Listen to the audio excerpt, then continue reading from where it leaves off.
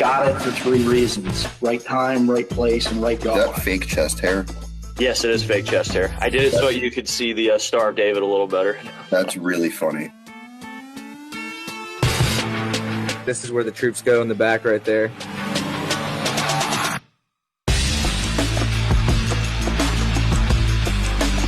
So, momentous episode to most. It's the 50th episode, believe it or not, actually. So I'm sorry I didn't relay that to you when we started. But I can't think of a better, because this guest that I have is, in my opinion, a master of paradoxes. That's why I think he's a very special guest. Only can this guest here blast you in a formation for being late and not shaving, but then 3 hours later you find him on TikTok telling you not to sweat the small stuff for your own health.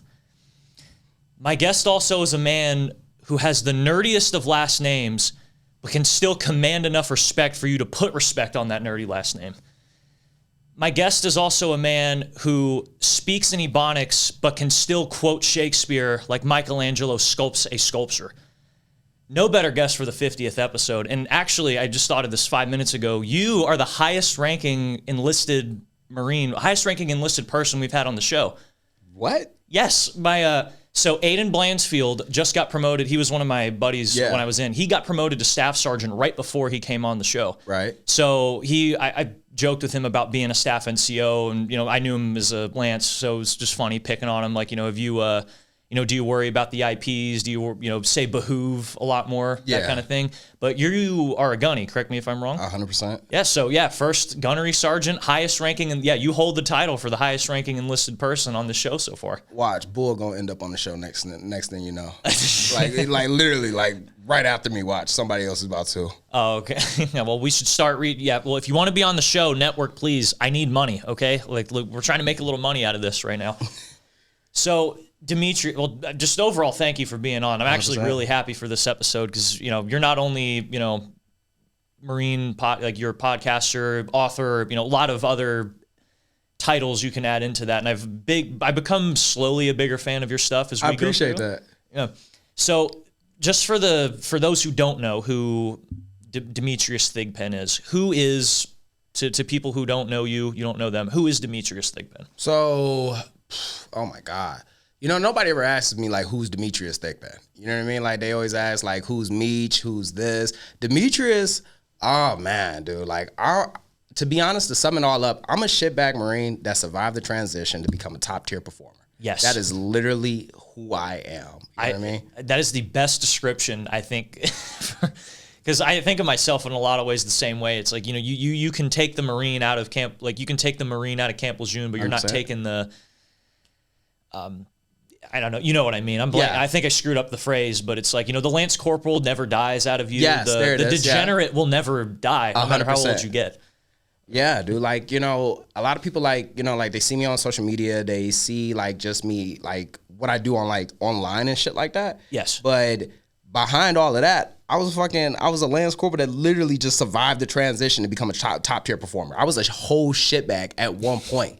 You feel me? And like people always look at me and they're like, wow, man, like, I bet you've always been like this. I was like, no. Mm-hmm. I almost got administratively separated at one point. No you know shit. What I mean? Yeah. Yes. Okay. So like everything that I always talk about, I'm talking about it from a space of I used to be there versus I've never been there before. Yeah. I'm very curious. Does anybody have, because there has to be, I mean, if we're talking it up a little bit, is there any footage, pictures of you in the barracks doing, Marine Corps things, allegedly, we'll say that if you don't want certain things to be said, but I imagine there's got to be degenerate stuff of you out there online. No, Batman always saved Gotham. He never did that in the Batmaner. I never was in the I never was in the, and that's the problem. You know what I mean? Like if you go back in time and like you ask me about me as like a PFC, Lance Corporal and stuff like that, I was a libo risk. You feel me? So I did anything that I could do, I did always out in town. You feel me? Like I was always leaving the barracks. Yes. I always saw the barracks as just like a place where I could sleep, and then I would immediately, because I was in Southern California. Oh yeah, you see what I'm saying? Like, why the hell would I want to stay in the barracks? I'm not a serial killer. You know what I mean? Like, I'm not a loser. I'm gonna leave. You feel me? So anything that I did, I always would just leave. So like, there would never be anybody that was like, oh, I remember he was in the barracks. Never was in the barracks. Okay, I like that. What is your MOS by? Because I don't think I figured this out about you yet. What is your MOS, or what did you start out doing when you were, PFC Lance Corporal going through the ranks? So my primary MOS is 1341. I'm an HE mechanic. A what mechanic? HE mechanic. So like tractors, trams, cranes. Oh, heavy dozers. equipment. Yeah, Okay, heavy equipment. Heavy equipment. Interesting. Okay. Is that what you still do? Because I imagine once you get to the staff and CO ranks, you divulge as you start leadership, but you still work in that capacity now? Brother, I haven't done that job since 2020. Okay. I have not done that job. Well, I mean, for the first 10 years, I was a mechanic, and then I would oversee the entire shop, and then eventually I would just transition out and go work at other spaces. No, of course. Yeah. And so and now obviously, I mean, you're in the social media realm, but you're a recruiter 100%. at this point. Recruiting's always got a bad name, but what do you have to say? I mean, I know you're still on camera, you're still, government still owns you, but how is the recruiting space now? I would say thinking of my perspective about what recruiting duty is my favorite job that I love to hate, and the way that I put it is let's just call a spade a spade. Recruiting duty is very daunting. You know what I mean? In the sense of you got to make phone calls, you got to get out there, you got to talk to people that do not want to talk to you. They do not want to talk to you. Yeah. You got to be able to sell the Marine Corps in so many ways. But then the favorite part is when that kid comes in, you sit down, you change that entire kid's life, the mentoring, the guiding. I love it to death. Yes. But getting hung up on when I've already said my first 2 words, never will enjoy that. Never will enjoy that. No, I know that pain because last few years I've done door to door and then I did phone sales. So it's I assume it's basically a sales job. 100%. Yes. It's gotten to the point now where I can hear people when they try to telemarketers, and I'm like, bro, man, you got to get better with your pitch, man. Yes. You got to get better with your pitch. You got to already get there, man. You need to just let me know. I need that expertise, that on the ball dialed in. You know what I mean? You're getting on the phone and you're telling me about something. No, bro, you got to ask me immediately, bro. So that's that piece, but no. Mm-hmm. Have you ever, because obviously once you get into the sales game and recruiting, I would assume the mental process is the same, but you start to dive in really big. I know for a lot of salespeople, we like to watch certain movies or stuff. Do you watch Wolf of Wall Street or anything that involves sales now that you're, in the Now that I am a recruiter? Mm-hmm. No. God, no, bro. Now don't get me wrong. I loved Wolf on Wall Street before I became a recruiter. Okay. Now it's because I'm doing it on a regular basis, I hear it everywhere I go. You know what I mean? So even when someone's just casually talking, I'm hearing things. You know what I mean? I'm living it on a regular basis. Even when we're talking right now, I've already looked at your neck, your face, your hands. I'm already packing you out in my head, bro. To see if you're mentally qualified and physically qualified for the Marine Corps. Okay. And I know that you were a Marine. You know? So it just doesn't turn off. No, I get that. Yeah, it's you're always reading people. I mean, we as Marines, we're kind of taught to read people, but I think in terms of how to do that effectively, that might be, I don't want to say it's not good, but we're taught to look at everything through the perspective of being a war fighter. 100%. Which obviously you'll have too, being a Marine, but being the recruiting side, I imagine you're thinking, okay, his tonality is pretty good. He sounds enthusiastic. His body language is ass. I don't know if you look at things like that now. Oh, 100%, dude. But I always look at it I'm looking at other recruiters. You know what I mean? I'm looking at other presenters. I'm looking at, because even before I was on recruiting duty, I was already speaking. You know what I mean? I was already a professional speaker prior to going on recruiting duty. And then when I was working at the Mace, I was already teaching and getting in front of people. So now when I'm seeing people talk or anything like that, I'm already picking or listening to certain things that they're already doing. Yeah. I'm really curious about this because you've done a ton of different things between the social media, the speaking, the podcasting that are kind of, I don't want to say outside the Marine Corps realm, but I could see how some people view it as you're doing something different. Do you ever get, I don't know if flack would be the right word, but do people look at you differently in a positive or more negative light, or do you get different treatment knowing that you lead a more famous life than most Marines do? A little bit of both. A little bit of both. The positive is always, hey, I've seen you on social media, or I heard your podcast, and they always tell me how good it is, or, I appreciate it, or, thank you for putting that message out. And I'm like, yes, I appreciate that. The negative is never in my face. There has never been anybody, because you got to still remember, I'm still me. Yeah. You know what I mean? I'm still me. You feel me? I imagine that if I was somebody else, people would be more upfront with the negativity. But I'm still me. Before I was motivational, I was somebody else. You feel me? And I still have that aesthetic. But the negativity is more shown in a way of, well, I feel like Marines shouldn't be on social media. or why do you got to do it in your uniform? And I'm like, well, I'm in this 90% of the day. Like by the time I'm out of this uniform, I'm about to go to fucking bed. Yes. You know what I mean? Mm-hmm. But that's about as far as negative that it would go. It's almost like passive aggressive. Yeah, very kind of passive. Stuff. You know what I mean? Like I think like the biggest one was where somebody came up to me and they was just like, yeah, you know, I feel like Marines shouldn't be on social media, especially in uniform, where I'm like, where am I supposed to be? You know what I mean? Like, let me phrase, if I put this camera out, hold on, let me go change real quick. I'm not fucking Superman. No, you know what I mean? Like this is happening on my lunch break. This is happening at the end of the day. This is happening in the beginning of the day. And it's like, I'm going to be in this uniform regardless of the situation. And you're probably going to get blasted for being in civvies on base anyway. It's like, you know, we got to be practical about this. You see what I'm saying? So it's just, and I've learned to just realize that most people that have an issue with that, it usually comes from a fact of, one, they tried to do it and it didn't work out for them. Yeah. Two, they're too nervous to get on social media and actually do it. Or three, and it's always my favorite, it's just flat out just jealousy. You know what I mean? That's what it is. Yeah. Absolutely. I mean, you see it all the time with people talking about, I don't know what it is, but I've noticed this, especially being in the blue collar world. There's just a lot of, you know, they almost have this righteous indignation that they're not, you know, a part of that or that they're not doing things like that. But it's like, I don't understand why you think you're better than someone else because you didn't take a risk to, like, it's not like doing TikTok dances, not to say you do that, but like doing TikTok dances, you're dancing on TikTok. You're not pillaging and plundering a neighborhood. Like, it's not that bad. And that's the piece that always got me when people would get on me about social media or would say something like passive aggressive. I'm like, dude, like, what is your issue? I'm just talking. You know what I mean? I'm not shaking my tail feather in uniform on social media. Like, you're not going to see me do a TikTok dance or anything like that or do a voiceover. There's nothing cringe about what I'm doing. I'm just kicking the stuff that we normally hear on a regular basis. Yes. And the fact that you quoted Cat Williams in one of your motivational stuff, I'm like, dude, this guy, like, he gets it. Like, this is a real OG guy. Like, you have the life experience to back up what you're saying here. Like, this is coming from a heartful place. 100%, dude. 100%. Now, obviously, the Marine Corps, they're very, I know you don't do politics, but especially when it comes to maintaining their image, per se, they're always very hard on stuff. Have you ever had brush-ins with that, or do you ever need to be reminded, hey, only talk about X, Y, or Z, or does somebody... Do you ever have like pressure from higher ups or people below you wondering if your material's still on point? Thankfully, no. I've always had it in the back of my mind. When I decided that I was going to show up in social media, one of the biggest things that I'm really good at is observation.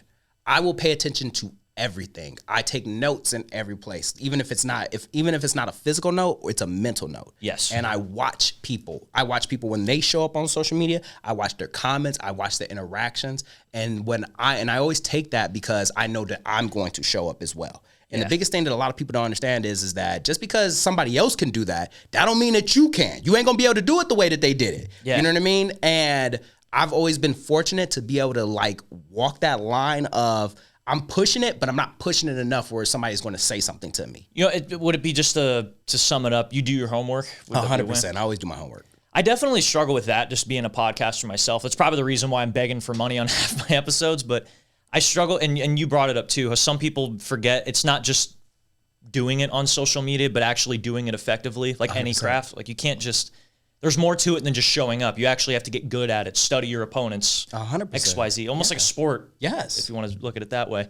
Dude, like, fun fact, man, like, I'm super competitive when it comes down to, and I say I'm super competitive, but I was never good at sports. Mm-hmm. So I never understood where this competitiveness came from. Yeah. But when I'm looking at social media and I'm looking at other podcasters, I'm asking myself, what are they doing that I'm not doing? What can I do that's better? You know what I mean? Yes. Or what do I think about their performance? Or what do I think about with their message? Or what do I think about everything that they've done? You know what I mean? So I take that and I bring it back to where I'm at and I try to dissect it to fit it to what I can do. So it's almost another way of saying, because I'm an innately selfish person. That's probably why I haven't picked up on it, but you should look in the mirror and actually fix what you're doing rather than blaming the world like I've been doing. 100%. Yeah, dude. Like I remember, bro, I can't even look at my older episodes sometimes because I get so frustrated. Like we were just talking about it out there. Like when you talk about like your older episodes, bro, like when I first started podcasting, I had an Android phone, a gaming headset, and I was in the closet with toilet paper around me kicking it, bro. Like I was kicking that heat and I swore up and down it was heat that I was kicking. Fast forward, now I'm looking at it, I'm like, somebody should have told me to invest in mics. Yeah. Somebody should have told me to invest in a recorder. Somebody should have told me that you can't keep doing this shit on your phone. You got to move to your laptop at some point. Yes. You know what I mean? So it's one of those moments where you got to like take a step back and actually say to yourself, like, dude, like, if you want to be better, you got to tell yourself that you need to be better. You cannot sugarcoat the shit that you're doing. You feel me? Because then you surround yourself around motherfuckers that are also saying like, hey, bro, you're good. No, you're not. You suck. Yeah. You suck. And Yeah. somebody needs to tell you, because if they don't, then you're not going to get better. Why am I feeling threatened right now like he's talking to me? No. When did you decide to get into because from what you're saying about your time as a Lance PFC, it doesn't sound like you would be going into the motivational social media. It almost sounds like you shouldn't be in the Marines from what you were saying, the path you were taking. No. So how did you get to being who Demetrius Thigpen is online now? I can crash it all in. Coming into Marine Corps from Detroit, Michigan, biggest thing that I dealt with or had my hardest thing wasn't listening. Like, I can listen, I can follow instructions, I can do all of that. You know Do you mind me asking where in Detroit you're from? From the east side. I'm from the east side of Detroit. East side, okay. I have family up in Belleville, so I'm So you're in Belleville. I'm down in Detroit off of 8 Mile. off of 8 Mile. Yeah, okay. yeah. It's like I'm literally 8 Miles my side street. I have a picture of me pointing up to the 8 Mile street. I should probably. It was a picture of me pointing up to the 8 Mile street, and in the back there's like a giant billboard. It was like wanted for $40,000 for capital murder or something. Really? Like that. Yeah. Oh shoot. Oh, ghetto as hell when I went over there. But it was a great picture, great time being in a. I don't want to say sketchy place, but Detroit is a lot. No, you can say it like it's on. I'm born and raised there, and people used to be like this. Yeah, you're from 8 Mile, like B Rabbit, like Eminem. I was like, bro, we are not rap battling in Detroit. I promise you that. That is not how we handling our disputes. You feel me? So I remember joining the Marine Corps, and my biggest issue is like you spend 18 years surviving in this environment, in this austere environment, and then you join the Marine Corps where it's structured, discipline, and people are talking to you like they fucking crazy. Yeah, that's not gonna click for you. And my biggest issue wasn't the fact that I was like a fat, out of shape Marine. Like, no, I was one of those Marines that like would challenge authority. You know what I mean? And the authority would be this Lance Corporal that's a piece of shit. You feel me? This corporal that I know that I'm better than. I would challenge that immediately. Like, you're not going to just casually talk to me and think that this shit's just going to go, Yeah. And I had a great mentor, bro. Like, I just really just had a great mentor. And the funny thing about it is that he's this Italian dude from fucking Wisconsin. You know what I mean? Like, I always thought that my mentor would look like me, act like me, come from an environment like me. Absolutely not. Kay is from Wisconsin. You feel me? Where they make cheese and shit. And so Kay pulled me off to the side, put me under his wing, and like literally like molded and mentored me. Fast forward, I would become a martial arts instructor trainer. In between me becoming all that, I did get NJP. You feel me? Eventually, that was gonna happen. Okay. Like when you do that, eventually you're gonna get NJP'd. Yes. And eventually we might talk about it. 100%. So I got battalion level NJP'd. I want to say like 2013. And yeah, I'm young and turned. You know what I mean? Yes, please. But after the NJP, I remember just saying to myself, like, you really got to get your shit together. And that's when I became an instructor. That's when I became an instructor trainer. And I started to slowly become like this top tier performer. But even though I was becoming a top tier performer, I was only a top tier performer as a Marine. I was still a shitty husband. I was still a shitty father. I was still a shitty person. You know what I mean? I still had a bad drinking problem. Yeah. Go ahead. I was going to say, like, and it's not like indicative of you personally, but it's like, that's a very common problem, unfortunately, with the entire Marine Corps. And I'll steal your phrase, but you said people are very good at being Marines, but in life, it's not the same story. Bro, like, and I'm a product, and I was also a product of my mentorship. Like, Kay was married. Kay got a divorce. Garcia was married. Garcia got a divorce. Garcia was a fucking alcoholic. You see what I'm saying? My leadership did a great job of making me into a great Marine. Yeah. But when it came down to me being like a good husband, good father, and all of that, that piece right there, I was always falling short at. You know what I mean? Yeah. Marines gonna get taken care of. The mission getting accomplished. You feel me? Like, I'm a force multiplier. But then I'm waking up because the dogs are barking outside because I fell asleep on the patio because I was drunk. You know what I mean? Yeah. And how I got into just becoming like Meech Speaks or just getting into social media, it got to a point where I was at my 10-year mark. I'm at my 10-year mark, and I don't know if I'm getting promoted to staff sergeant. I don't know if I'm going to get out, and I need to figure something out. Yeah. And I didn't want to work for anybody, and I wanted to be a speaker. I did want to be a motivational speaker, and I just didn't know how that shit played out. Like, I didn't know how to become an Eric Thomas, an Inky Johnson. Yeah, like the path. This path is just like, it's in the air. You feel me? Like, it's just literally in the air. It's not like a pipeline path for like a trade or anything like that. Yeah. You know what I mean? Mm-hmm. And I was like, you know what? Fuck it. Let me just go ahead and just start a podcast. And I would listen to self-help podcasts and just be like, yo, like, this is trash, bro. Like, what are we talking about? Like, hey guys, if somebody's giving you a hard time, like you need to say something. I can't say nothing to my staff sergeant. No. You know what I mean? Like, hey guys, if you don't like where you're at, you need to quit. Like, what? What service member can just quit? You feel me? Like they got to put up with that, So I just started. Well, I think they have a term for that. It's called AWOL or something. Yeah. I'm gonna go UA. Yeah, you know what I mean? Next thing you know, they're in Detroit looking for me. Yeah. And I just took my experiences and I just started adding them into the podcast. Like my first episode was Find Your Peace. And it was literally just me talking about what I was going through and how I was feeling. And I was trying, and even though I said find your peace, there was no peace there. I wasn't even trying to find anything. I was just trying to get this shit off my chest. Yeah, just vent it out. 100%. And next thing you know, people start reaching out saying like, yo, like this shit, like you're talking about me. And I'm like, no, brother, I'm talking about me. You feel me? Like in each episode, I kept getting that. And I just realized I was like, maybe I should just talk about the stuff that's going on within us as service members. Yeah. If you don't mind me asking, because obviously you're like, mine's not a self-help. It's a comedy show. It's more relaxed. I mean, we'll hit on topics like that.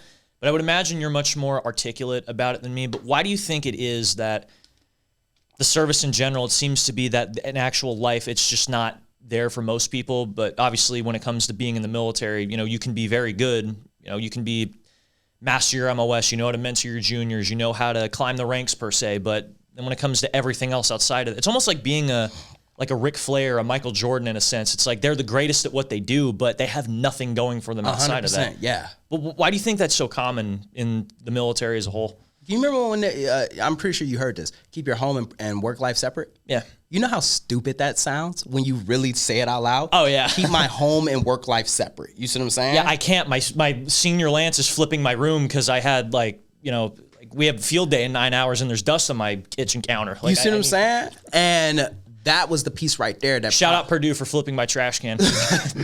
and that's actually one of the main reasons why. You know what I mean? Yeah. Like that's just one of them. Then you also got to talk about the simple fact that we used to say like, hey, if you go see the wizard, you're getting kicked out. You feel me? So like mental health was like never something that we talked about. You feel me?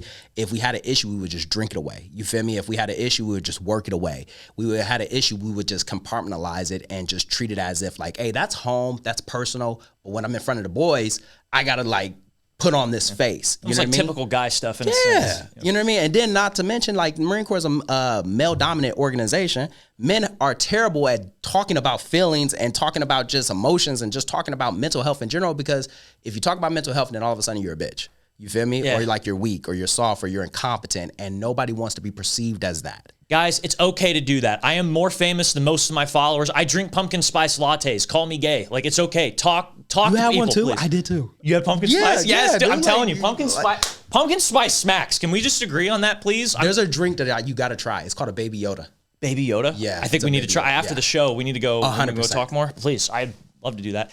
I've noticed this, if I could steal the spotlight real quick, the more masculine activities I do, the more open I can be about the little bro. Yeah. I understand that. I understand, because like, despite popular belief, a lot of people don't know, like, I'm a big nerd. Like I was a nerd before it was okay to be a nerd. You know what I mean? Okay, there we go. But I used to have to do like super masculine stuff, so that way I could throw that piece in there that I'm watching anime and stuff like that. Yeah, that's one thing too.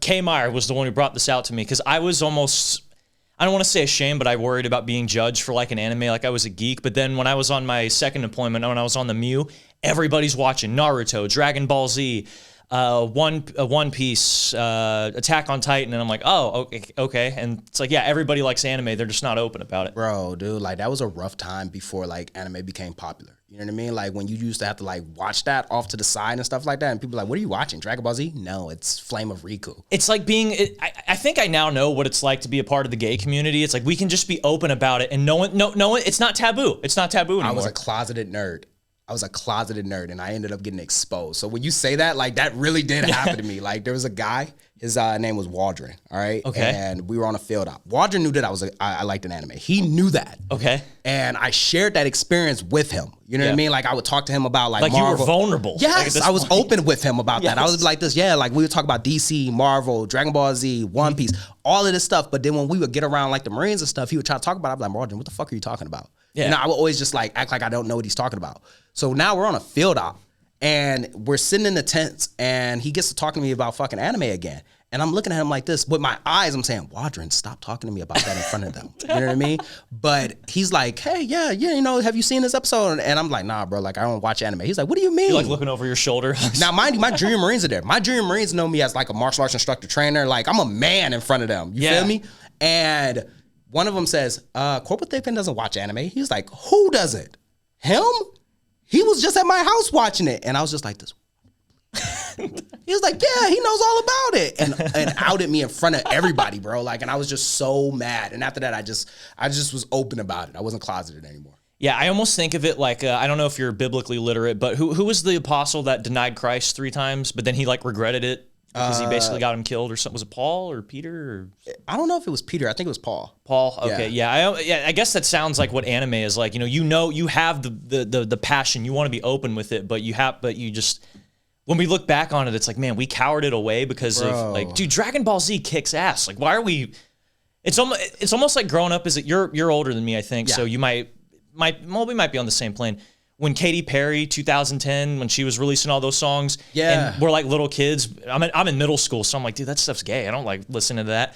Banger song. Last Friday Night is an incredible song. I if I could tell my 12-year-old self that right now, just like it. Dance to the white girl music. It's fine. You talking about? Did she make that song "Eye of the Tiger" or something like that? Not "Eye of the Tiger." I got the Eye of the Tiger, fighter, dancing with the rider. You're gonna hear me roar. Yes, like, roar. That's it. Yeah. That song made me cry. I'm not gonna lie. Oh, dude, Katie, like I was thinking about this to myself really. That early 2010s kind of era of pop music and that alternative rock kind of thing, that was the last golden age of music, I feel like. It's just, I wish, what's that quote from The Office? It's like, I wish that I knew I was in the good old days before you've actually left them. I've never seen The Office. Oh, okay, no, it's fine. But yeah, just I've never seen The Office. Dude, it's okay. But the quote, though, that he said, it's like, I wish you knew that you were in the good days before you left them. It's like, that's what I feel like about that music from that era. I didn't appreciate that as a child, knowing that we had all these bangers getting dropped left and right. Like, I wish I could get, like, The Fray again. I wish I could get, like, Fall Out Boy again. I wish I could get those again. Yeah, and don't get me wrong. I mean, Sabrina Carpenter's really good. Taylor Swift, I mean, as much as people hate the Swifties, I mean, she's still good. But we don't get that nowadays with the music, man. No. What is your favorite genre of music? Neo-soul.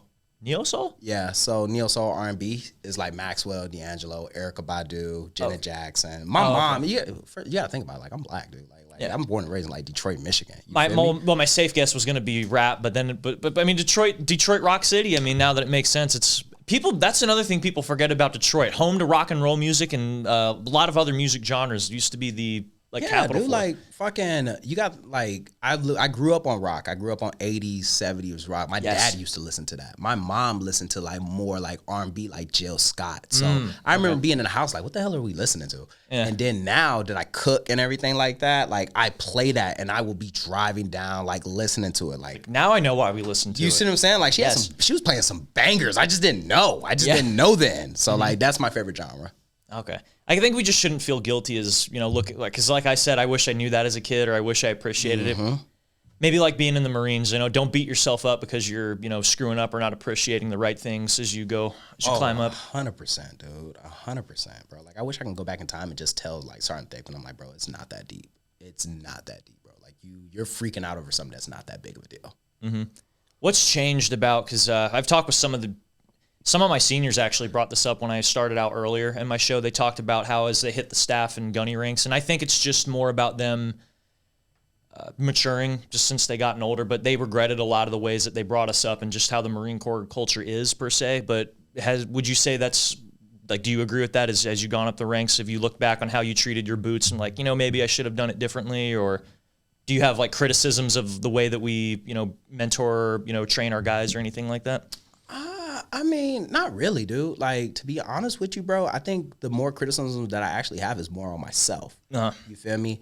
I did the best that you got to think about it. Once again, I was a shitbag Marine. You feel me? Mm-hmm. And I had to deal with certain things that I knew for a fact that I wouldn't do to my guys. You feel me? Yes. Like, I remember I remember missing, like, like they used to have to do the libo, like for libo risk, you have to call in on the weekends.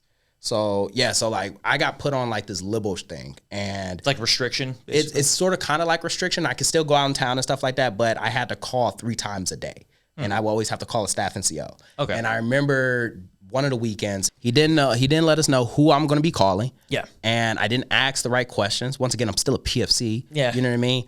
And I missed the morning call in, and somebody reaches out and says, "Hey, Thigpen, Staff Sergeant Glass is wanting you to call him," and he said, "Hurry up." And I'm like, "All right, bro, well, I'm driving. Like, what do you want me to do?" You see what I'm saying? Like, I'll call him when I pull over. Yeah. And he told him, he said, "Thigpen will call you when he feels like it." You see what I'm saying? I hate shit like that. You feel me? Like, that's not what I said. No. When I get to the barracks, I call, the call doesn't go through. It's a missed call. The duty pulls me off to the side and says, "Hey, are you Thigpen?" I'm like, "Yeah." He's like, "Hey, Staff Sergeant Glass wants you to stand right here until he gets here." I'm like, "What?" He's like, "He wants you to stand here." And said, "Now he's a corporal, I'm a PSC." He's like, "He wants me to stand here." So I'm standing there. He's like, "No, he wants you to stand in a corner." I'm like, "What?" He's like, "He wants you to stand in this corner until he gets here." Yeah. So guess what I end up doing? I would hopefully go with the ADSEP route like you had planned. No, dude, I stood in a fucking corner. And fun fact, so have you ever been to California? Yes, I have. Okay, Glass stays in fucking Temecula.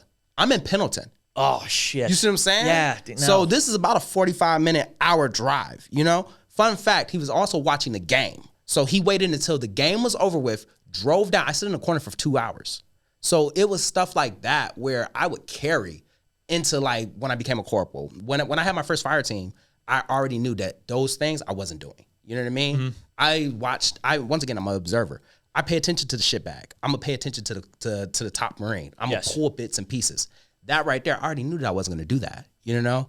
But at the same time, when we talk about like criticism or anything, I would always go back to just saying like, you know, there were some things where I felt like I was too high strung on and didn't think that, I thought it was a big deal, when it really wasn't, you know what I mean? But as far as like taking care of the guys, oh man, dude, like I'm fighting tooth and nail for the boys. I'm fighing tooth and nail for them. Tribal mentality is oh okay. My God, dude. Like I didn't play that whole, this corporal is going to yell at my fucking, one of the guys on my fire team. Like you're not about to talk to somebody in my squad without talking to me first. If I don't get a courtesy about this, then this conversation is not happening. You know what I mean? Yeah. Because I hate it when I would be a Junior Marine. If I could cut you off, please take note of this if you're going in the Marines or are starting a leadership build. This is like one of the first lessons leaders need to know. Like 100%. Yes. You know, it's one of those things where it's like, I think Jocko Willink said it, and I had already adopted it when I got into a leadership position. You know what I mean? Like that absolute ownership or extreme ownership. Yeah.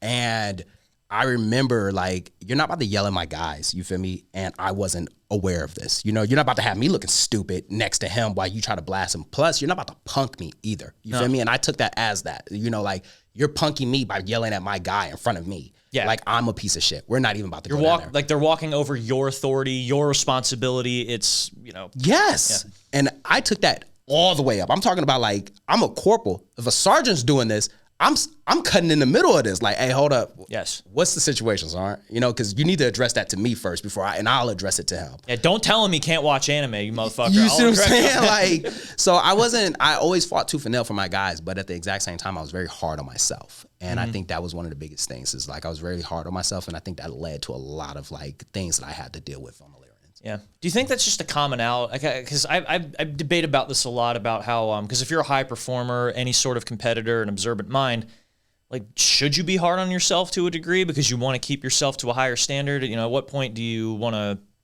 you know, pump the brakes a little bit and make sure you're not overdoing it? I feel like it's one of those things where it's they say that you got to balance it, but it's one of those things. It's like it's like almost playing Jenga. You know what I mean? Like where you're pulling one thing, but you're like, oh God, like, is this still balanced? Because it's like, yes, do you want to be hypercritical? Do you want to be, you know, always on your case and stuff like that? Because if you hold yourself accountable, then nobody else can hold yourself accountable because you're already there. But at the exact same time, if you're constantly doing that, you're on eggshells with yourself and your standards a lot. Yeah. So I want to shift to the comedy a little bit. I don't think we didn't talk about the NJP part, did we? No. May we talk about it, please? Yeah. All right, perfect. So you said battalion level NJP. 100%. Can you lay out the groundwork like a beautiful novella? What exactly happened? The who, what, when, where? Oh man. So my NJP came right after my arrest. So okay. So I got arrested. Okay. So there's more to it. All right. So I'll tell you about the arrest, and then I'll lead into the NJP. Okay, it's like The Hobbit before they start getting into like the Lord of the Rings part of it, which I'm starting to get into Lord of the Rings, by the way. I'm trying to. I want to, but I can't. Just too much? It's too much, dude. Like, it's just way too much for me. No, I get you. It's like 3-hour movies, and there's like, what, 12 of them? Or Yes. So when I was a Lance Corporal, they sent us on this, like, back in the day when you remember when they used to send you to like trip, like places for like training and stuff, like they used to outsource the training almost. Like, well, for as maintainers, they would send us to courses to get certified on gear to fix it and understand it. Oh, okay. Yeah. So I'm in California. There's a CalMAR course. All right. CalMAR is like, you ever seen those ISO containers on like oceans, bays, and stuff like that? Yeah. That's essentially what a CalMAR is. Like, it's going to pick up those ISO containers and everything. Oh, it's a thing that picks up. Yes. All right. So I go to that. It's in Texas. It's right outside of San Antonio. So I go. I'm like, now, mind you, there was a sergeant. She said, do not send Thigpen by himself. And they were like, no, he'll be good. She's like, do not send him. Because she knew that I was a libo risk. She knew that. Yeah. But I had already turned myself around. I was making strides in the right direction. Yes. So they gave me a chance. Terrible idea. Terrible idea. All right. Everybody, terrible idea. They sent me there. So we go down there. This is Guadalupe River.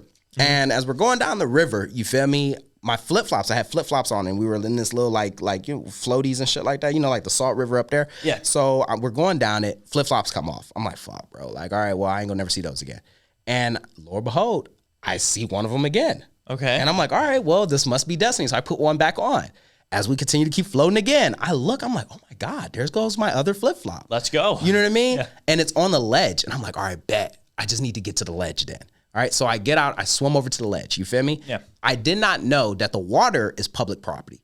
The sides are not. That's private property. So essentially, I'm standing in somebody's backyard right now. Yeah. And I swim over there. Cop comes out of nowhere. I don't even know where the cop comes from.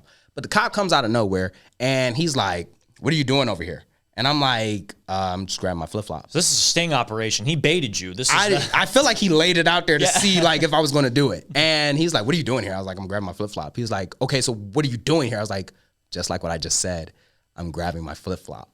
And he's like, well, why are you here? I was like, well, are you asking me why am I here on the river, or are you asking me why I'm here in Texas? He was like, well, why are you here in Texas? I was like, I'm here on a course. He's like, what kind of course? And I'm like, a CalMAR course. And then he looks at me like, he doesn't know what a CalMAR. I'm like, bro, it's a machine that picks up ISO. I was like, bro, let's just skip the bullshit. Yeah. I'm trying to grab this flip-flop. I'm about to leave.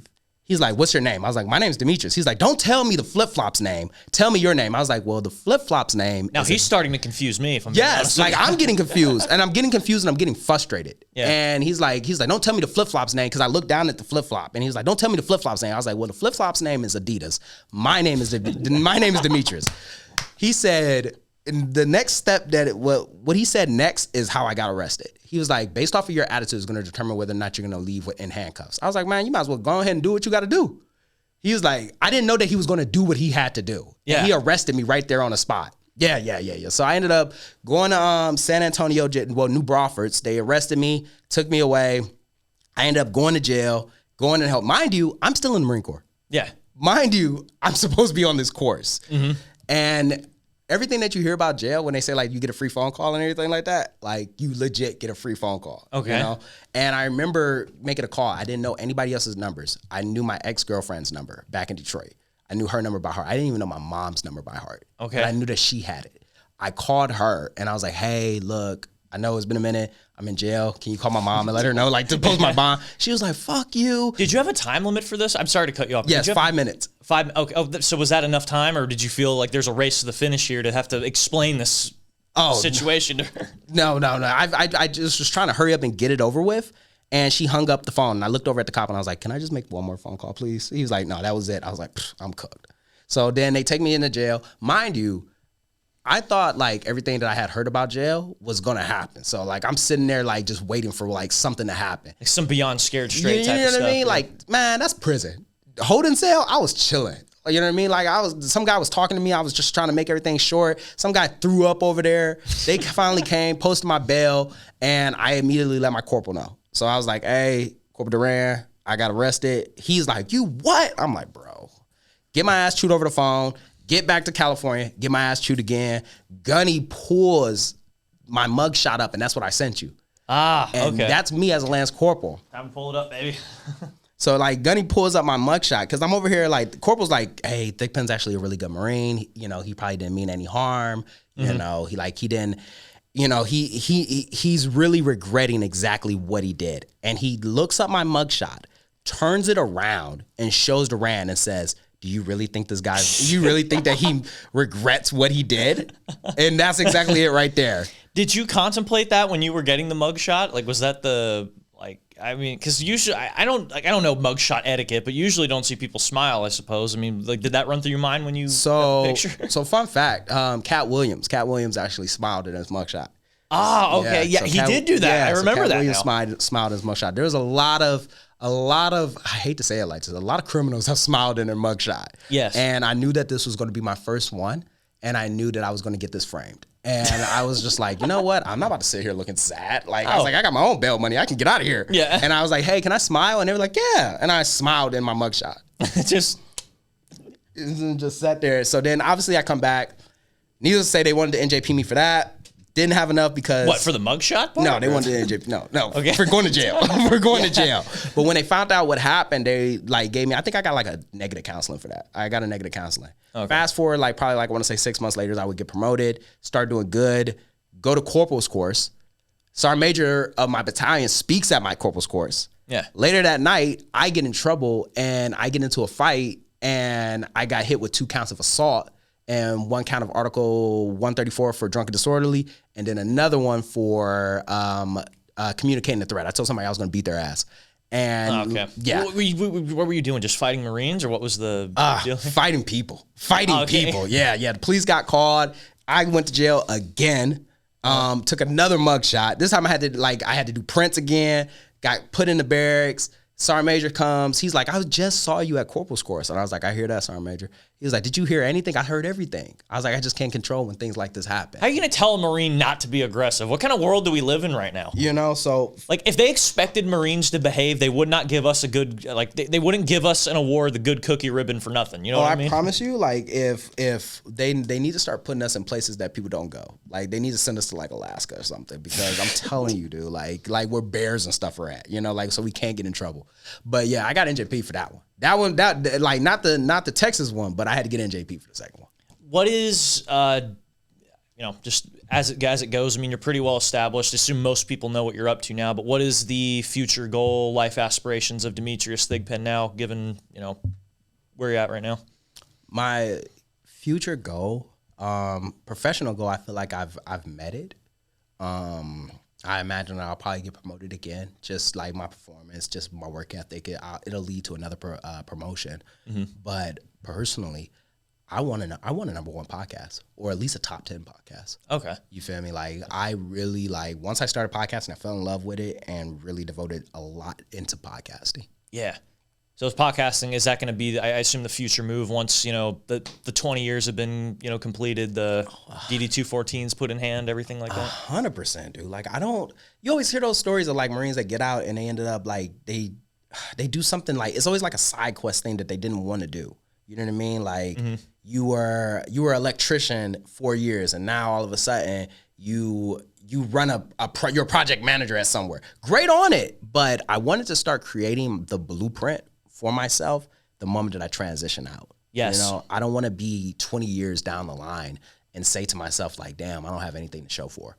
Or damn, I wish I would have started doing this. And I definitely do not want to still be in uniform kicking this after I get out of the Marine Corps. You know what I mean? Like, I don't want to be doing that, bro. Like, I want to continue to serve and help other service members. No, of course. But I definitely want to podcast and pursue podcasting. Okay. Is it going to be under the, the Meech Speaks? Is it going to be, I assume, in the same self-help world, or do you have aspirations to go into like cooking or anime or other? Bro, I would love to like have my own cooking channel because I can cook. Like despite like a lot of people don't know that. Like okay. Like I'm actually like a really good cook, bro. Please tell me you cook soul food. I would love it. 100%. Yes. Like, dude, like my mom like she taught me all her recipes, and literally when that music comes on, that drink hit that cup, I turn into fucking a black Gordon Ramsay. There we go. You know what I mean? Like, and I'm literally in there cooking. I lock in, but as far as like talking, I've always just been a talker. Like even when I was a kid, I was always a talker. I actually wanted to be on the radio at one point. Oh, really? Okay.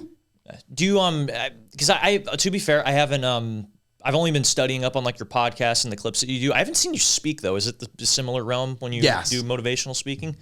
100%. So the gig when I get booked out for a gig, it's honestly, bro, live podcasts and speaking are almost like one and the same in tandem. Like speaking and speaking is speaking. You know, I think I just said that 3 times, but speaking is speaking when it's speaking. Yes. And even when I'm on stage speaking, I just don't have a mic. Title that in one of your next seminars, by the way. What? Speaking is speaking when it's speaking. Yes. You know, and even when I'm up there speaking, like I'm just in front of a live crowd. I just don't have a mic, or they might mic me up like right here and I'll kick it. Okay. Yeah. How do you because I've been the only public speaking that I have is I do stand-up comedy out in Albuquerque. You're a comedian? Yes, I am a comedian, believe it or not. Really? Yeah, well, I try to use this as like my middle, because I technically have been on a hiatus for the last 4 or 5 months for other reasons, for like work and stuff, but I do that, and then I try to do, like when I write material, I try to incorporate it in this. But yes, I was going to say though, because we do have, like, I'm not a speaker, like I don't do more motivational stuff, but I suppose we do have similarities because we are in the public speaking world. But can we just address the fact public speaking is not this scary thing? It's not this like I don't know how it was for you when you started, but I never had this like death-defying, crippling fear when I started. I genuinely don't see how or why people get it like that when they start out. I don't like.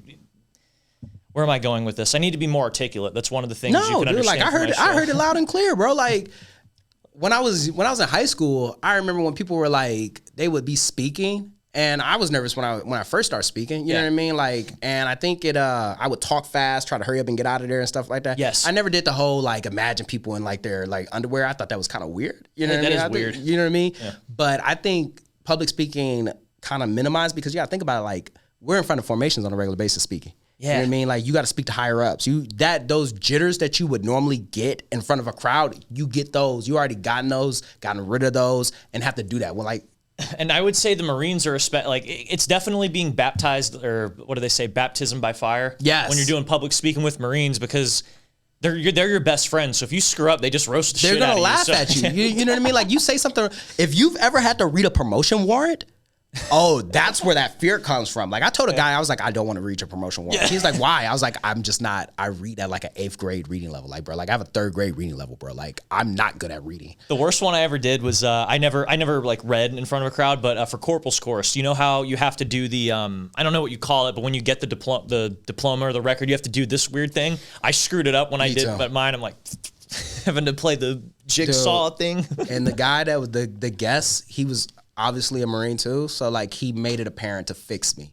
And it was at my corporal's course, and he was like, no, you gotta, and I was just like, bro, like, just hand it to me, please. And he was like, no, it's here, and I'm just like, bro, like, I'm cooked. And my Dream Marines were watching me. Yeah, it's like, I'm uncomfortable, I need help.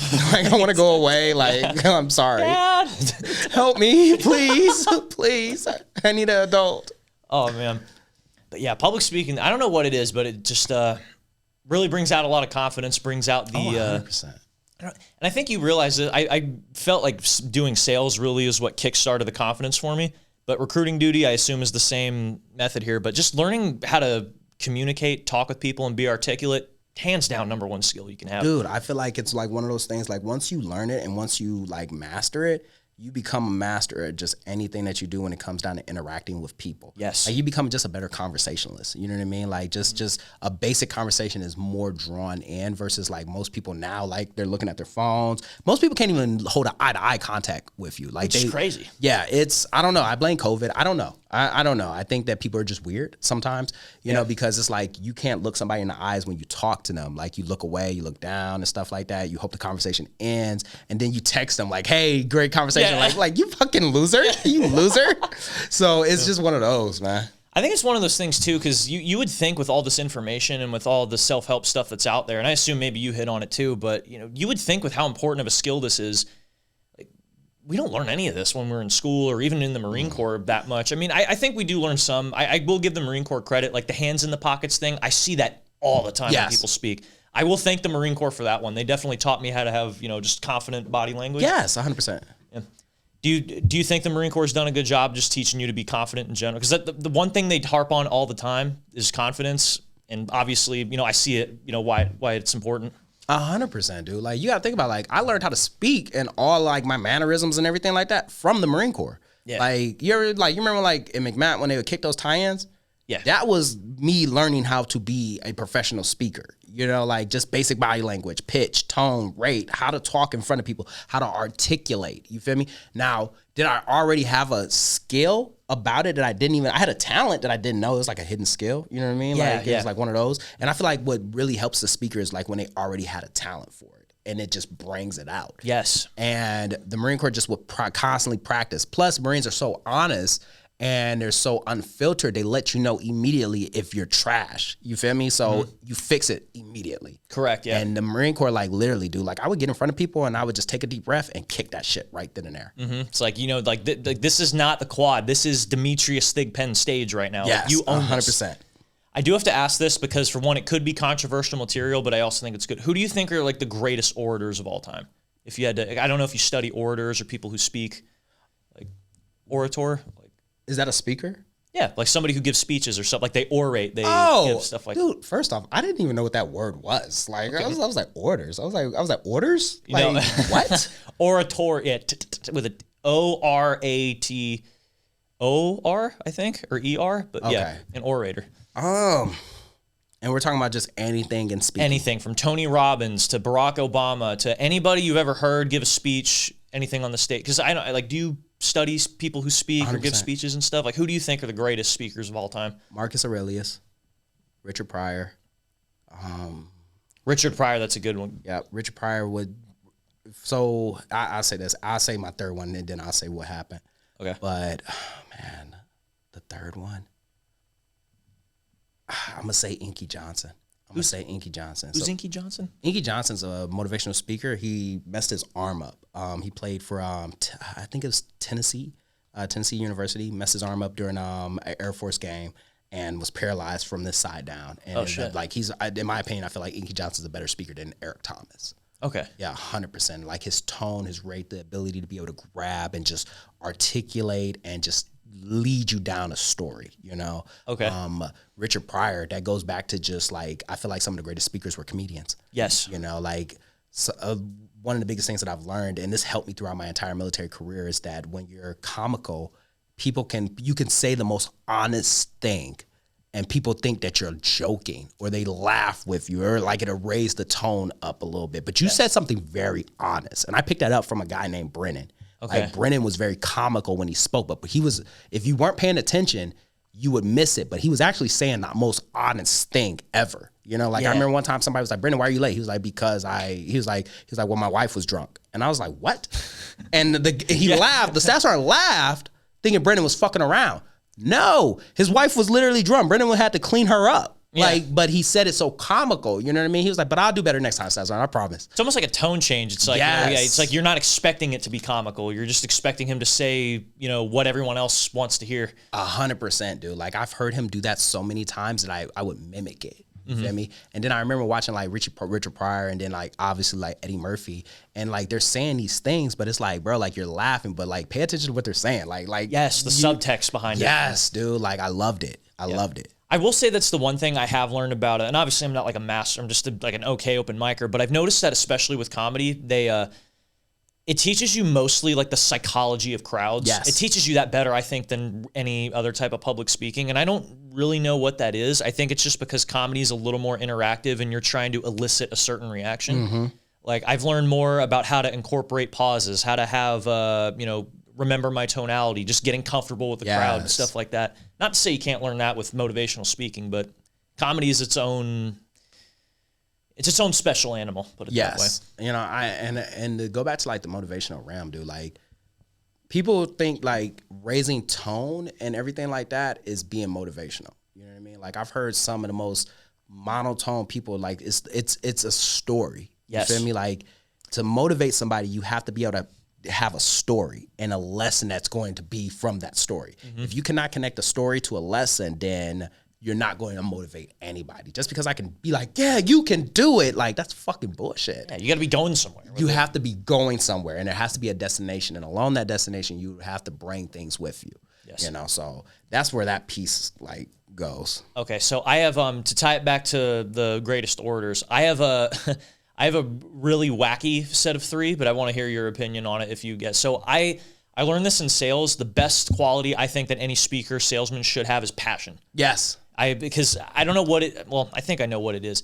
But if you're passionate, if you're sold on what it is you're talking about, just that energy alone will bring everybody with you. 100%. And I think you might have talked about it too, just being the guy who has who's more upbeat, that just has like swagger in their step. People don't even know what you're doing or talking about. They'll just naturally want to be around you, work with you, things like that. Yes. Oh yeah, I did say that. Yeah. Yes. Fuck. I was like, damn, that's good. I did do my homework. Yes. So with that said, my 3, I think, greatest speakers I've ever seen of all time, I like to revert to political speakers or professional wrestling. In professional wrestling, you'll understand, but this isn't number 1, but I would say number 3, Ric Flair.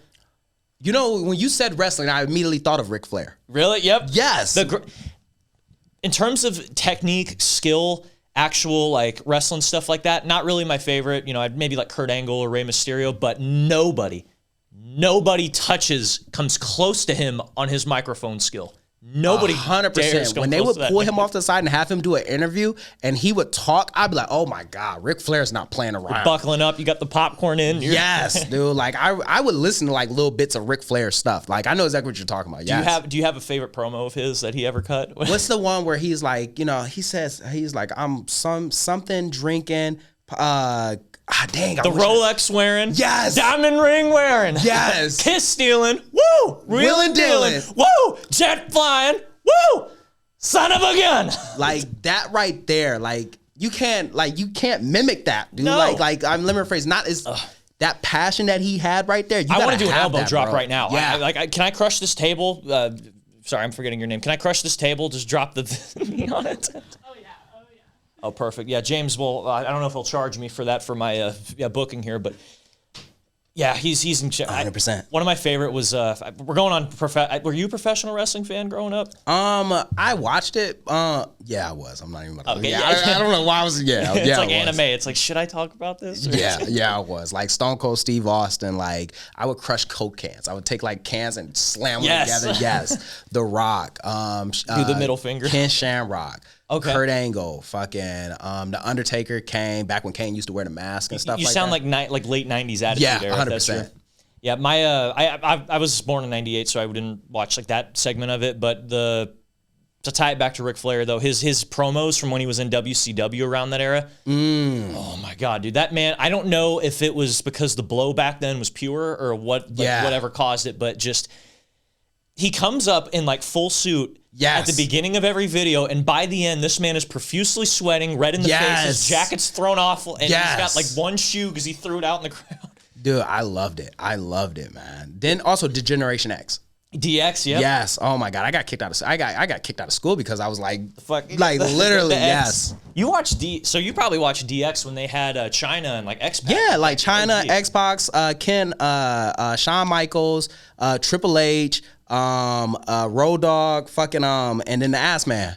Yes. Wow, term to say now in 2025. Yeah. That Ass Man is crazy, but yeah, him. Okay, yeah. I don't know how I'm going to transition this back to my other 2 favorite speakers who have ever done it, but this is where the controversy comes in. But I think the big 2 from World War II in terms of like raw oratory skills, but you have to go with Benito Mussolini and then Adolf Hitler. I knew that you were going to say Adolf Hitler. Yeah, I mean, well, because people talk about it a lot. They talk about how angry he gets and stuff like that. But if you look at how calm, poised he is, and then by the end, you know, he never starts out that way.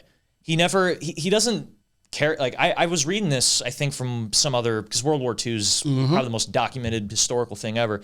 He was never like that in real life. He was more, I want to say like us, just regular people. He never commanded he wasn't the center of attention when he was in a room. He would get cut off sometimes like average people do or like how we do to each other. But then when he'd get up on stage, you'd see he'd talk normal, he addressed the crowd, and then by the end of it, that's when he brings out the passion in it.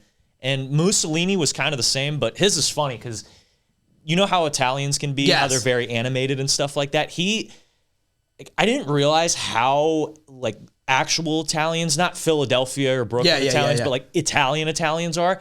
His speeches, you'll see him literally do stuff like this, and then he'll end off, you know, literally. Like I'm not even being body language. Yeah, he was so intense. But the reason that I think it, and maybe it's just because I look at it from history, if you can convince an entire group of people who got you want to say something? No.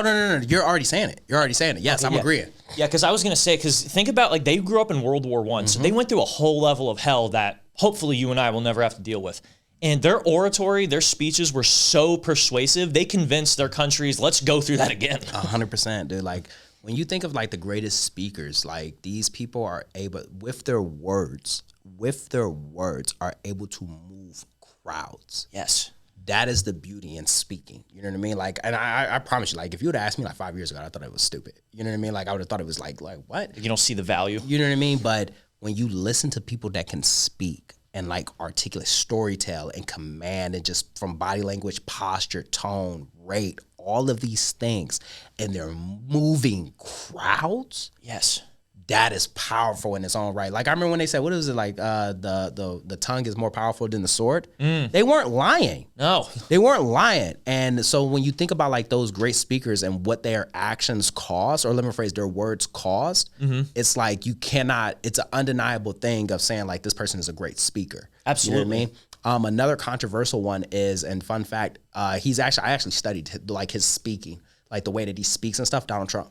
Okay. Donald Trump is actually a really, like, I know we may laugh about like how he says things and everything like that. Yeah, because he is a showman. Yes, he's a showman, but he will say things and do things on stage that gets people to come in. You know what I mean? A good example is he's like, oh, well, they think this.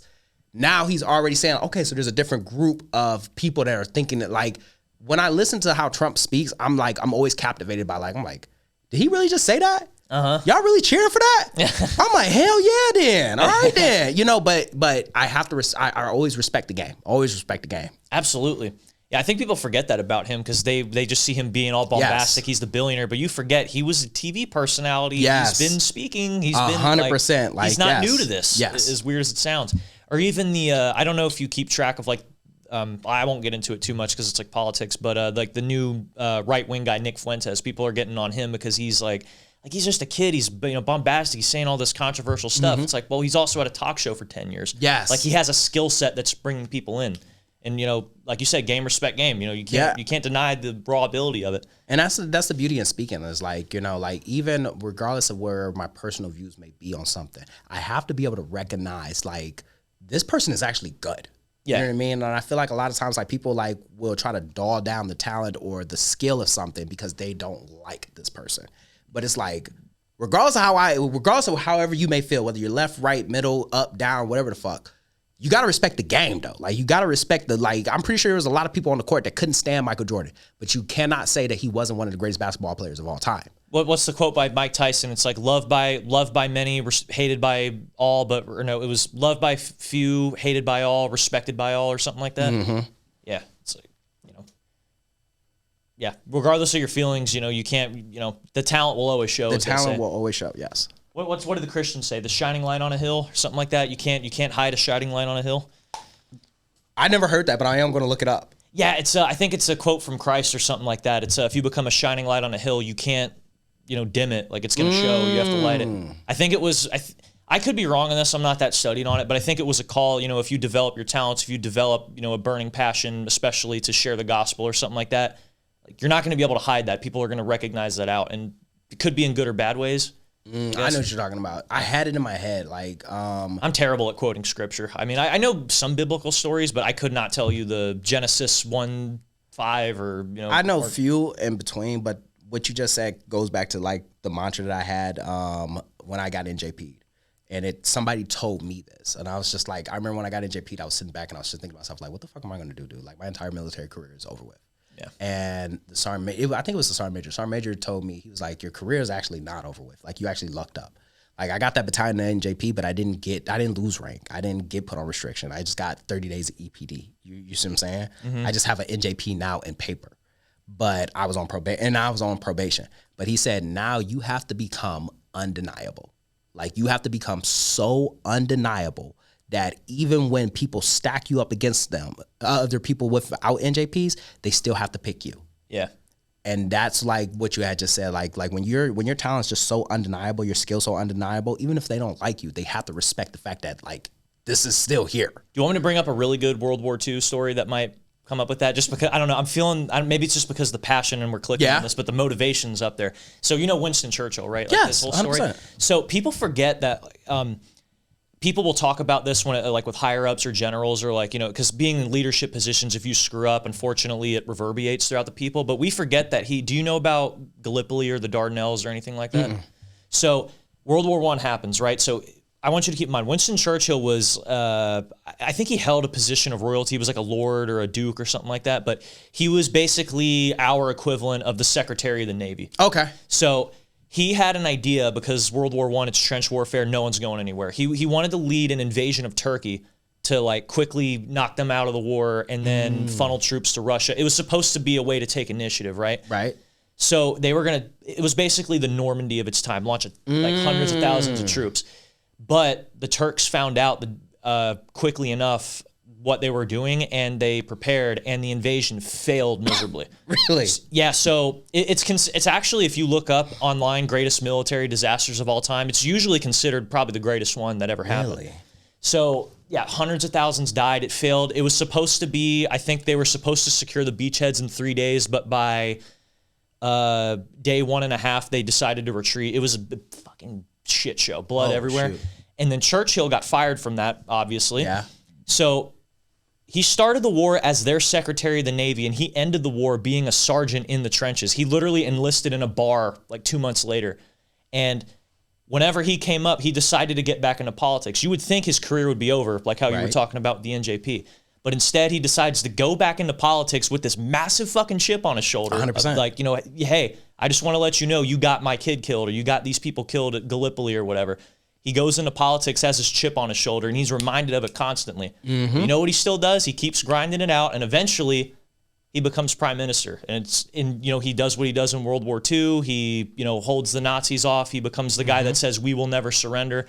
People are still reminding him of it, of course, but it's like if someone like that can, and that's one of the favorite things I love about Churchill, because if you can overcome something like that, you need to have that long-term perspective in mind. Like you can, it's not, I don't want to say it's not as bad as you think. I'm struggling to hit that piece, but I think you know where I'm going with it. No, 100%, dude. Like, and that used to always irritate me a lot with Marines. You know what I mean? Like, Marines would get in trouble and think, or face some type of adversity or face some fucking obstacle, and then all of a sudden they just call it quits. You know what I mean? Like, oh, well, my career's over with, or I'm never going to be able to come back from this, or people are always going to look at me like a shitbag. Like the lack of, what would you call it? The persistence, maybe? Yeah, persistence, or...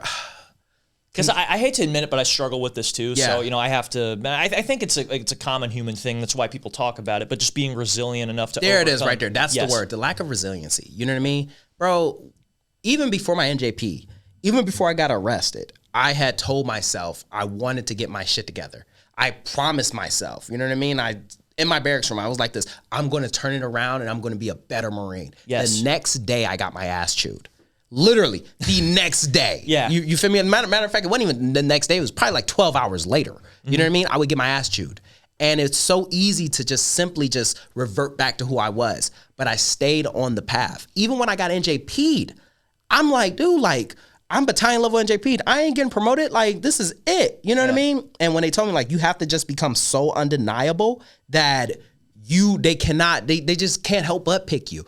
I would go down that path, go on meritorious boards, get told on the meritorious board, you're not getting picked because you have an NJP on record. And then they pick the guy that I just beat by 30 fucking points. You know what I mean? And he's about to get it. And I would still show up the next day with the exact same fire, bro. Like, and I would go on board after board after board and would constantly keep pushing it. So it always irritated me when a Marine would like face some fucking adversity and you're worried about what somebody else thinks about you. You're worried about what your corporals think about you. You're worried about what your staff and COs think about you. Bro, just turn it the fuck around. They'll forget. I promise you. Yes. You see what I'm saying? Like, or you're going to become so fucking undeniable that they can't help but pick you. You feel me? Yes, absolutely. Either like, and this is one thing too, just to hit on that aspect, but human beings have a terrible short-term memory problem. Yes. Like, it's so bad. Like, we have this idea that like the world is against, and I think this is what helps us probably with speaking, but we have this idea that the world is really against us, or that people think about all the bad stuff we think about. They don't care. I mean, they might think about it if you're on the promotion board, but it's not burning in the back of their head. You can overcome it. Like, it's Think about it like this from a Marine's perspective. If I checked in as a PFC, right? By the time I leave as a corporal or sergeant, that shop is completely different. Yeah. Like the platoon sergeant that was there when I checked in is probably either A, EAS, or PCS. The staff and CO that was probably there, probably either A, PCS, or EAS. The junior Marines, either A, so much changes. But the thing is that we think that it's never going to change and don't realize like fucking the people that wanted to administratively separate me when I was a PFC, they were gone by the time that I was a corporal. And I had so much time to just continue to fine tune my craft and just fix it. So when new people showed up, they didn't see a shitbag Marine. They saw a Marine that was probably up and coming. They didn't see a Marine that was fucking like, that got arrested. They saw a Marine that was like talking to the Marines and stuff like that. And I had that time to change. Yes. So just to hit the resiliency part, how do you get that? Or where do you think it comes from, to keep that? Because obviously people start out with a dream or a goal, and then when they hit that first block, throw it away. And it's kind of sad, but how do you think it's something you're born with? Do you have to develop it? How do you approach it? You have to get up. The biggest thing about resiliency is a after effect. So you have to face adversity, you have to fall on your face, and then you have to get back up. If you never get back up, you're not resilient. Okay. If you get up and you continue to move forward, now you have gained something of resiliency. You know what I mean? If you fall again and you get back up, you will gain more resiliency. But you will never be resilient if you fall and never get up. Yeah. That's the thing. Like you just, I fail and that's just it. Like I hate when people like blame like circumstances and situations, bro. Or like a good example, I'm born and raised in Detroit, Michigan. By every law or by every statistic, born and raised in a single parent household. Father was a drug addict, alcoholic. Mom did the best that she could, grew up in poverty, got hit with the recession. By everything, I should be a fucking statistic. Should be a statistic. No, the fuck no. We've made it. We've made it. Like, and I just kept going, bro. Like even when I got arrested, I just kept going. You know what I mean? And that's the resiliency in that factor right there. You fall and you get back up. That's how you gain resiliency. It's like a habit. Yeah. Like you think about like some of the greatest boxers. They had to get punched. They had to get punched. Yeah. And I'm telling you, you get punched and you don't do anything, you might as well just go ahead and get out of the ring. No, you feel me? Yeah. But if you can get punched and you can continue to keep moving forward, that now you're becoming resilient. Yes. You know what I mean? That's how you build that toughness. That's how you really build mental toughness. Like a lot of people like, I want to be mentally tough. I want to be disciplined. I want to have resilient. Well, then you got to go through the fire. Yes. People want all these things, but they don't want to fucking go through the fire. Yeah, I think we forget, and this is probably just me venting out, but I think we forget with any venture that it's not supposed to be, I find it weird how I'm being almost kind of cliche here, but it's not meant to be easy. Like you're supposed to have blocks where you don't have an idea what to do. Yes. Like you don't have, like if you're a fighter, you're going to have moments where you got knocked the fuck out and you're like, dude, should this be for me? But it's like, I think we have this idea that it's supposed to follow a path. It's not supposed to be difficult, and we forget that going through. And so when we face the difficulty, we're like, "Oh, I'm not equipped enough." It's like, no, you are equipped enough. You just need to, have the big picture in mind. Hey, this is just an obstacle. You'll get over it. 100%. Big enough. It's almost like the O course in a way. It's like if you're struggling with the rope or something like that, or not the rope, but no, that happens. What's a more intermediate? The rope. That thing right there. That's that's the equalizer right there. Yeah. I've seen a lot of it. It happened to me. Fucking I went through the old course, fucked around and got to the rope, couldn't get up it. Looked like a fool. Yeah. You know what I mean? But even then though, bro, like I stayed and I kept trying to climb. Even when I had blisters in my hand and my Marines were watching, I still fucking stayed. Yeah. People look at the word I suck at something and they assume that that's a period at the end of the sentence when it's actually a semicolon. It's actually like a comma. You feel me? Yes. Like they mistake the comma for the period. You feel me? Yes. Somebody tells you like, damn, dude, like you suck. And you're like, fuck, I suck. I guess I shouldn't be doing this. And it's a period, but no, it's a comma. Yeah. But if you continue, you suck. But if you continue to keep doing this, you will get better. Yes. That's what it actually is, bro. And people pick and choose what they want to suck at. You feel me? Like, and they're okay with sucking at this and not ever dealing with it again. I don't like that. You know what I mean? Like, No, I agree. Yeah, it's like what I was gonna say with that. It's like this, they think the sentence ends is like, oh yeah, I suck at something, therefore I should stop. It's like, no, 100%. I suck at something, but that's not the end of it. I suck at something, but I can get better at it. Yes, bro. Think of some of the greatest military leaders ever. You know what I mean? I'm pretty sure they made a bad call.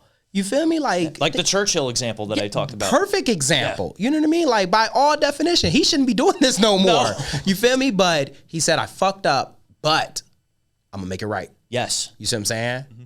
And that's how he continued to keep moving forward. You know, I'm telling you, bro, like when people adopt that mindset of like replace the period with a comma, I promise you, you're going to get better.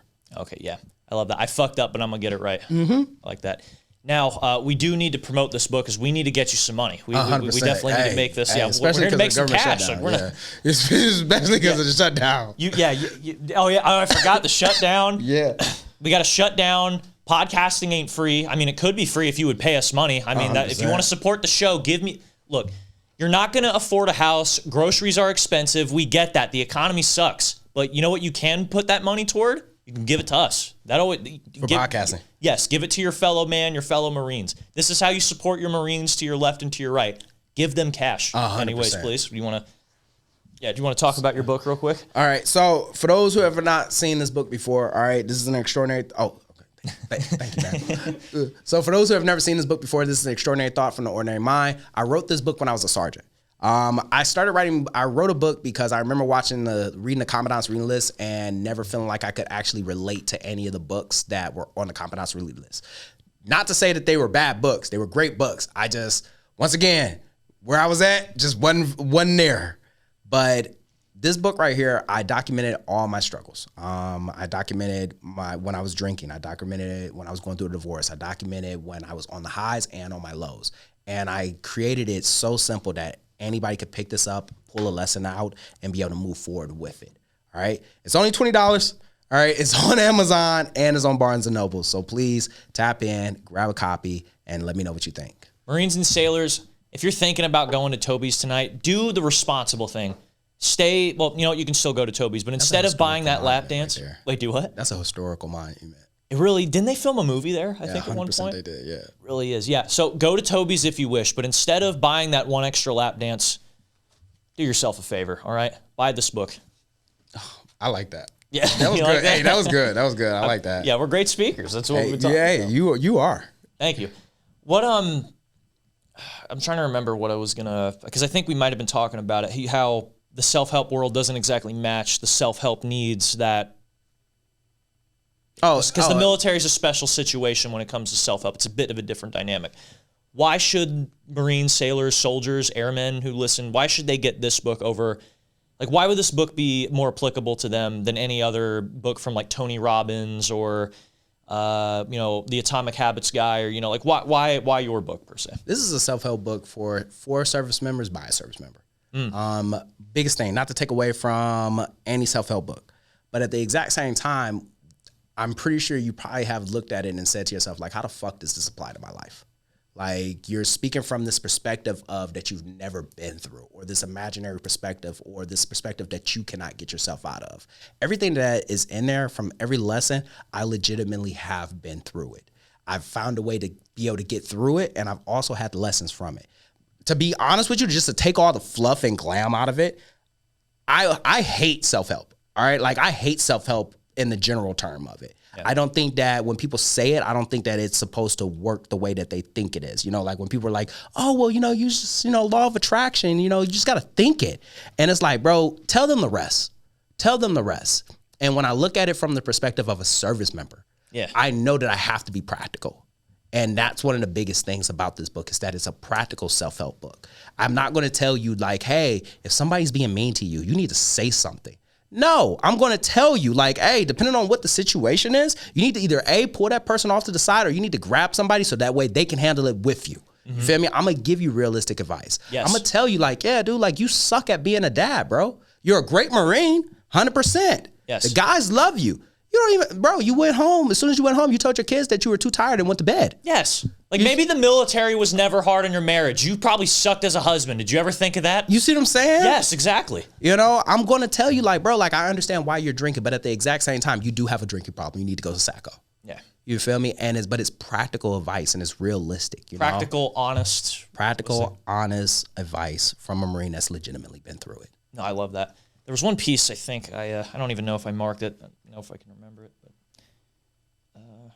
excuses kill.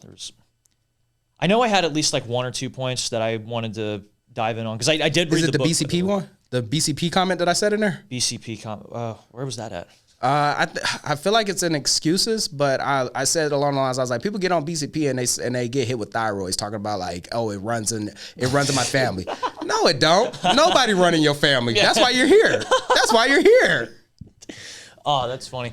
Oh, this is such an unrelated comment, but it's very similar to that. I was driving through New Mexico on my way here, and there was a Native American thing about tobacco. It said, "Embrace tradition, not addiction." But to me, it doesn't make sense. Like, bro, alcoholics run in my family. I'm a little confused here. It's like so based off of tradition, like I'm supposed to be an alcoholic. Yes. You know? It's like that meme, like, I don't Yeah. know. Yeah. So, yeah, I can't remember it, but we'll get to the last part here. And then, so last part before we wrap up the show, I always ask people and you have a ton, I will want to say, ton of advice that Demetrius does have on his actual, his podcast, his Instagram. There's a plethora of stuff I know you've given, but you had to give one piece of advice to all the service members, officers, enlisted, young and old, currently listening to the show right now. What would you have to give them? You got to bet on yourself. I think a lot of times, man, like we psych ourselves out because we expect people to believe in us, but we're not willing to put the down payment on that dream or that aspiration or even that goal, but you want somebody else to invest in you. I can't tell you how many times I've sat back and thought that if I didn't believe in myself and anything that I was doing, then I probably wouldn't even be doing it in the first place. Like, you cannot expect somebody to like root for you when you're not even willing to root for yourself.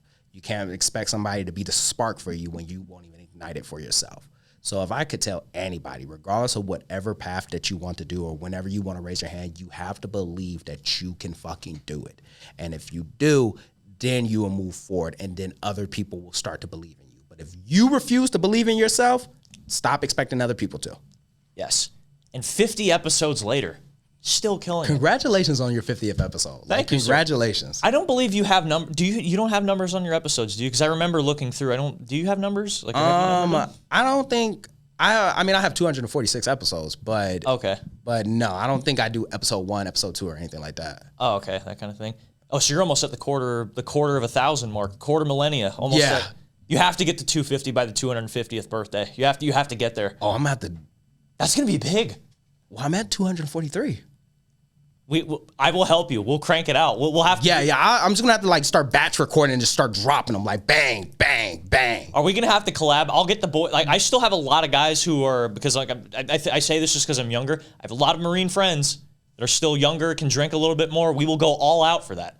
Let's do that. Let's do that. 100%. Are we gonna do that? Oh my god. Yeah, we're dude. going. Like, I got the whole setup and everything like that. I'm a solo podcaster, but I always prepare for like moments like this. Is Demetrius Thigpen gonna get NJP'd for the second or third time? Oh God, possibly. No, God, no. Just before the 20-year mark. Find out next time on Dragon Ball Z. Yes. Yeah, go. I haven't watched much of Dragon Ball Z. I was gonna try to make a Goku reference, but oh no, I don't think Goku has any real references. you don't think he does? No, like Goku's a terrible main character. Like Goku's actually like one of the worst main characters. I just finished watching Naruto Shippuden. I watched the whole Naruto series. I'm starting Boruto, so I'm trying to. Okay, I just need to address this. Put this in the comments. If you hate Boruto, why? Like, can we stop this argument? Boruto's a great anime. You're putting it on a pedestal with Naruto. Of course, it's not going to compete. How about get some better opinions? Wait till you read that manga. Do what? Wait till you read the second part of Boruto.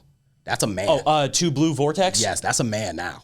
Oh, yeah, because doesn't he get like his eye cut and everything? He's a 6-foot man now. Like, yeah, like imagine what Sasuke would look like if he would have came back to the village versus Naruto. Brother. Yeah. Brother. So, like, if you got to muscle through, like, Boruto, because Boruto, like, I mean, because you got to think about it, like, the anime came out around the same time that the manga was going, so they didn't have a lot of source material. Okay, yeah. But if you just strictly read the manga and then you go straight into Twin Blue Vortex, I promise you, your perspective of what Boruto is like, because to hate Boruto is to say, like, you hate Sasuke. Yeah. You know what I mean? And that's hard. That's hard. Yes. Bartow's like, he definitely changes like who he is, 100%. I'm excited for this. We have a lot more to talk about once we get off. I do have one last request before we do it off, but we'll wrap it up here and everything. This is one of the funner episodes I've had. I love a good episode, man. I really do, bro. I was expecting, because like you're a gunny, I'm expecting to get blasted, being told I have IPs. Why am I wearing a uniform out of regs? But no, this was fun. Brother, I'm in a cutoff. I'm in a cutoff. Like, cut off wearing the Jesus piece. Yeah, like I'm in a cutoff, bro. Like, I'm chill. All right. Well, I do have one last request before we turn the cameras off. But Demetrius, I can't thank you enough. This is one of the best episodes I've done. Do you say that to all your podcast guests, or this is genuine? I always say thank you.